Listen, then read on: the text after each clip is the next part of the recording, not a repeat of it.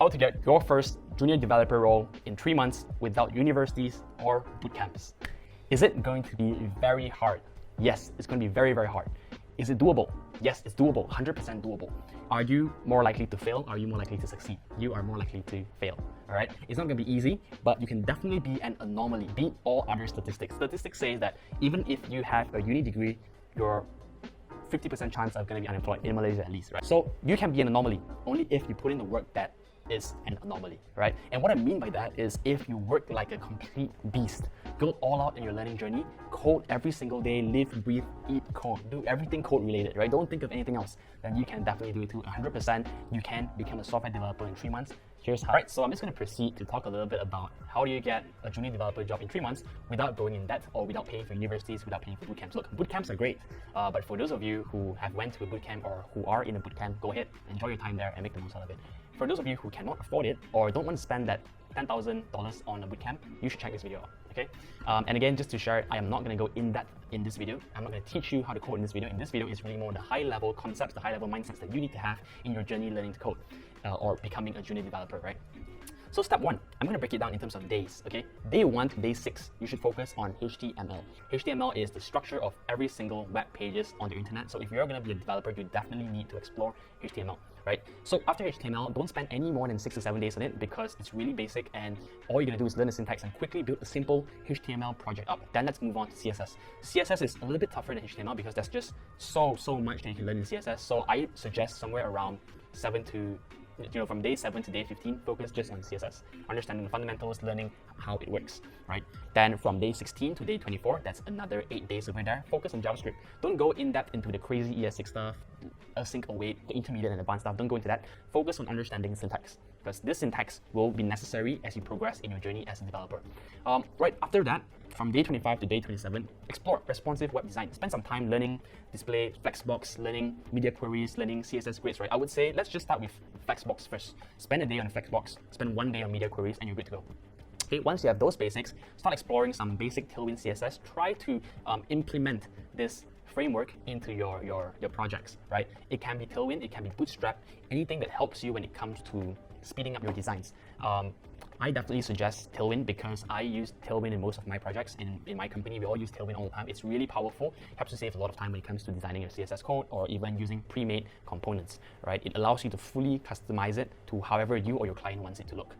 Then moving on, we are going to explore some intermediate JavaScript algorithms, right? From day 33 to day 44, you need to explore JavaScript in depth. Try and understand and start solving intermediate JavaScript algorithms. Don't look at anything else, just focus on those algorithms. Look out for tutorials, look out for forums to look for answers, right? After you go through intermediate JavaScript algorithms, go into Vue.js. Vue.js is the front-end JavaScript framework where you need to learn before you even get a job. I'd say don't spend any more than 2 weeks on it. Let's just say spend 12 days on it. From day 45 to day 57, focus on learning JavaScript fundamentals, starting up your project in Vue.js, okay? Then from day 57 to day 60, explore GitHub and all the version control stuff that you need to know. Then from day 61 to day 90, that's your final month, this is where you stop all the learning, right? It's always fun. It's all fun and games to just keep learning and learning and learning and learning and learning, going through tutorials on and on and on, but you cannot build something on your own. You struggle with that, right? So this is where you dedicate 1 entire month to piece everything you've learned together to build projects. Okay, this is when you start looking at internships, looking at freelance projects, see what people are asking for and try to attempt it yourself.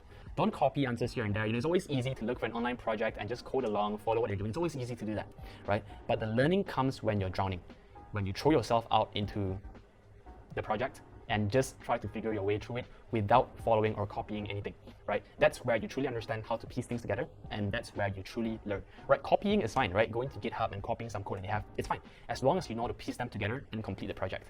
So at the end of the day, I would say, the way I structured this really depends on how much time you can dedicate. For you to achieve this, it's 100% possible, but you're gonna need, for you to achieve this in 3 months, it's very, very doable. We've seen many people do it. We've hired them on board, or we've also passed them to some of our partner companies or other startups, right? Very doable, but there's only one thing that you might need. You need to put in a lot of time. right? If you're telling me things like, hey Derek, this is cool, but I can probably only spend 2 hours every single day, you're not gonna make it in 3 months, right? So and it's fine, it's completely fine. I understand you might have your life to sort, you need to work and all that, it's fine.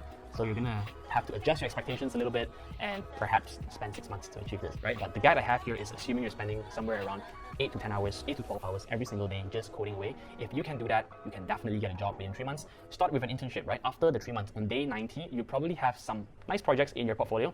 Go and get a junior internship.